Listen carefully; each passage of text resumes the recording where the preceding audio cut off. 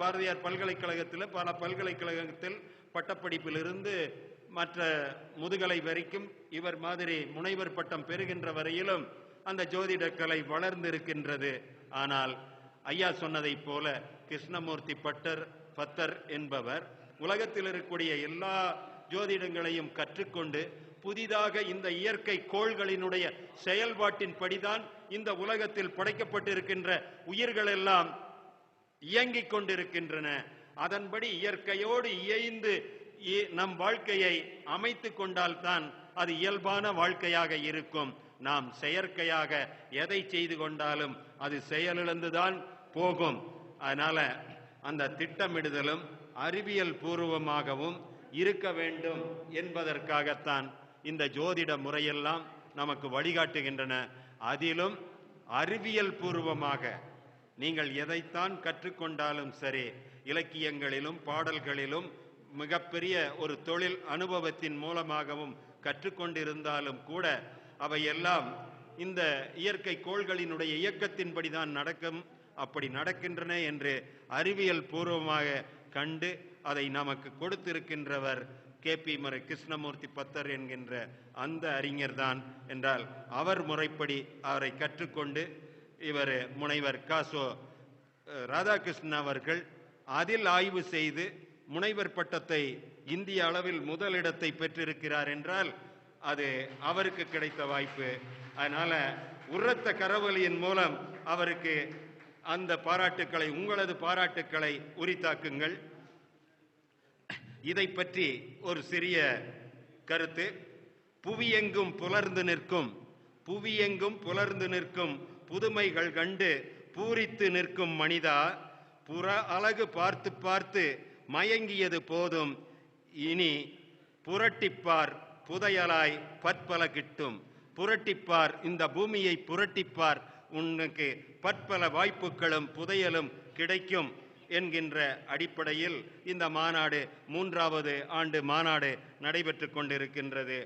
ஆழம் கண்டு ஆய்ந்து பார்த்து அகமகிழ்வு கொள்வாய், அது ஆயிரம் அர்த்தங்களையும் ஆதாயத்தையும் அள்ளித்தரும்.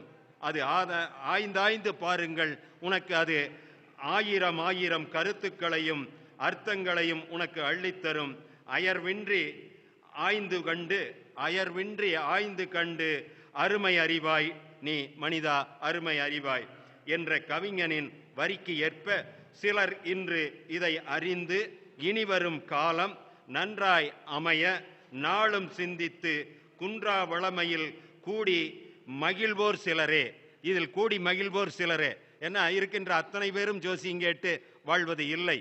ஆனால் ஒரு சிலர் மட்டும்தான் அதை கேட்டு நமக்கு வழிவமைத்து கொண்டு வாழ்ந்து கொண்டிருக்கின்றார்கள். இன்றைக்கு சொல்ல போனா ஆண்ட்ராய்டு அலைபேசியில் ஆழ்ந்து விட்டு ஆகாயத்தில் மாற்றம் என்ன, இந்த அவனியில் தோற்றம் என்னவென்று கூட எதையும் அறியாது, அணுவளவும் கூட அதை பற்றி அறியாது, அடுத்தவனை பணக்காரனாக்கி அந்த அலைபேசியில் வருகின்ற கருத்துக்களை விளம்பரங்களையும் பார்த்து கொண்டு அடுத்தவனை பணக்காரனாக்கிவிட்டு நீ ஆண்டியாய் வாழ்வதில் என்ன அர்த்தம் இருக்கிறது? இன்னைக்கு அப்படித்தான் இருக்காங்க. அலைபேசி ஒன்ன கொடுத்தா போது, பெற்றெடுத்த தாய் தந்தையரும் வேண்டாம், கற்றுக் கொடுத்த ஆசிரியரும் வேண்டாம், உற்ற நண்பனும் வேண்டாம், எனக்கு இந்த ஆண்ட்ராய்டு போனே போதும் என்று வாழ்ந்து கொண்டிருக்கின்ற அந்த ஒரு பாடல் வருமே, எந்த பிள்ளையும் நல்ல பிள்ளைதான் மண்ணில் பிறக்கையிலே, அவன் நல்லவனாவதும் தீயவனாவதும் அன்னை வளர்ப்பிலே என்ற அந்த பாடல்ல அந்த அன்னைங்கிற இடத்துல இருக்கிற சொல்ல எடுத்துட்டு ஆண்ட்ராய்டுன்னு போட்டுக்குங்க. இன்னைய நிலைமை அப்படித்தான் இருக்கிறது. அதனால அப்படி இருக்கின்ற வாழ்க்கை ஒரு வாழ்க்கையா, அது அர்த்தமுள்ள வாழ்க்கையா என்று மாணவர்கள் சிந்தித்து பார்க்கணும். அதுக்குள்ள மாணவர்கள் எந்திரிச்சு வெளியே போயிட்டாங்க. ஆகையால் அப்படி இல்லாமல் வள்ளுவனின் வாழ்வியலை வாசித்தவன் வளமாய் தெள்ளுதமிழ் போல் தெளிவாய் வாழ்கிறான். வள்ளுவனை வாசித்தவன் தெள்ளுதமிழ் போல் தெளிவாய் வாழ்கிறான். வெள்ளி போல் பளபளக்க வேண்டி வசதியை அள்ளிச் செல்கிறான். அறிவியல் முறையில் ஜோதிடம் கற்று நம்பிக்கை வைத்து நாளை என்ன நடக்கும் என்பதறிந்து நன்னெறிப்படி வாழ்ந்து நலம் சேர்த்து நாட்டில் வாழ்வதே நயம் மிகு வாழ்வென வளம் சேர்ப்பீர் வளம் பெறுவீர். கிருஷ்ணமூர்த்தி பத்தரின் கிரக இயக்கங்களை ஆய்ந்து இருக்கும் இயக்கங்களை இயல்பாய் காட்டி திருத்தமாய் நிறைவாய் திசையறிந்து வாழ மருள் நீக்கி மருந்தாய் மந்திரமாய் அமைவது கேபி முறை என்றால் மிகையாகாது. அறிவியல் யுகத்திற்கு ஏற்றபடி ஆணித்தரமான வடிவமைப்பில் நெறிப்படுத்தி நேயமுடன் நேர்த்தியான வழி சொல்கின்ற அறிவை பெற்று அகமகிழ்வோடு வாழ்வீர். சிறிது காலம் ஒதுக்கி சிகரம் தொட்டு வாழ்வீர்களாக. அறிந்ததை அழகாய் செய்பவர் தெரிந்ததை தெளிவாய் செய்பவர் புரிந்ததை புதுமையாய் செய்பவர் உணர்ந்ததை உண்மையாய் செய்பவர் இந்த உலகத்தை வாழ்வார் என்கின்ற கவிஞனின் வரிகளை உளமாற நேசித்தார் போலும் முனைவர் காசோ ராதாகிருஷ்ணன் அவர்கள் இந்த வரிகளை எல்லாம் ஆழமாய் சிந்தித்திருப்பார் போல இருக்கும். நேசித்ததால் தான் இப்பொழுது இவ்வளவு பெரிய அருமையான மாநாட்டை நடத்தி கொண்டு உங்களை எல்லாம் புத்துணர்வு ஏற்படுகின்ற மாதிரி நாங்கள்லாம் ஆசிரியர்களுக்கெல்லாம் அவ்வப்பொழுது 6 மாதத்துக்கு ஒருக்க 1 வருஷத்துக்கு ஒருக்க புத்தாக்க பயிற்சி போடுவோம். அந்த மாதிரி இந்த கேபி முறையில் கற்றுக்கொண்ட ஜோதிடர்களை எல்லாம் அழைத்து அவர்களுக்கெல்லாம் ஒரு புத்தூக்கத்தை தந்து கொண்டிருக்கின்றார். இது 3வது ஆண்டில் அது நடந்து கொண்டிருக்கிறது. சுதந்திரமாய் சிந்தி சுறுசுறுப்பாய் செயல்படு, சுழலும் உலக உருண்டை கூட உன் சுண்டு விரல் நுனியில் நிற்கும் என்கின்ற அந்த சூழலில் அந்த கருத்தின்படி ஐயா அவர்கள் செயல்பட்டு கொண்டிருக்கிறார். அப்படி என்றால் அது எத்தனை தெளிவுள்ளதாக நல்ல செயல்பாடாக இருக்கும் என்பதை அவர் உங்களுக்கெல்லாம் மெய்ப்பித்து காட்டி கொண்டிருக்கிறார். அது மட்டுமல்ல, வள்ளுவனையும் நேசிக்கிறார். வள்ளலாரை உயிர் மூச்சாகவே சுவாசித்துக் கொண்டிருக்கிறார்.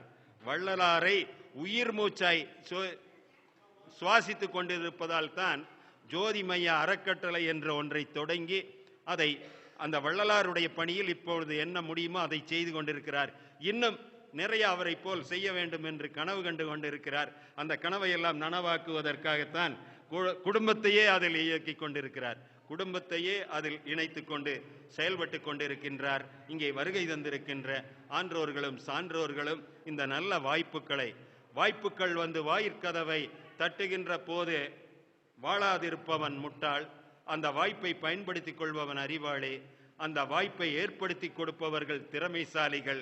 இதில் நீங்கள் யார் மாணவ கண்மணிகளே? இதில் நீங்கள் யார்? வாய்ப்புகள் வந்து வாயிற்கதவை தட்டுகின்ற போது வாழாதிருப்பவன் முட்டாள், அந்த வாய்ப்பை பயன்படுத்திக் கொள்பவன் அறிவாளி, அந்த வாய்ப்பை ஏற்படுத்தி கொடுப்பவர்கள் திறமைசாலிகள். இதில் நீங்கள் யார்? அறிவாளிகள்னு சத்தமா சொல்லுங்கப்பா.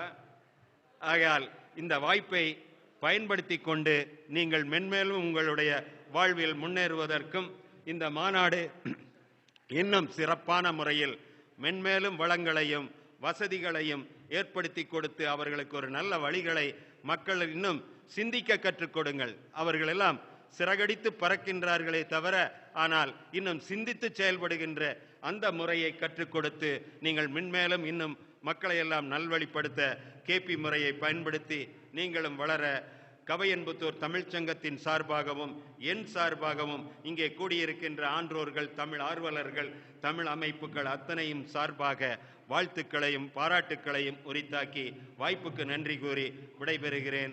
தொட்டனை தூறும் மணற்கேணி மாந்தர்க்கு கற்றனை தூறும் என்கின்ற அறிவை போல நீங்கள் உங்களுடைய அறிவை பெருக்கிக் கொண்டு மென்மேலும் வளர்வதற்கு எனது வாழ்த்துக்களும் பாராட்டுக்களும்.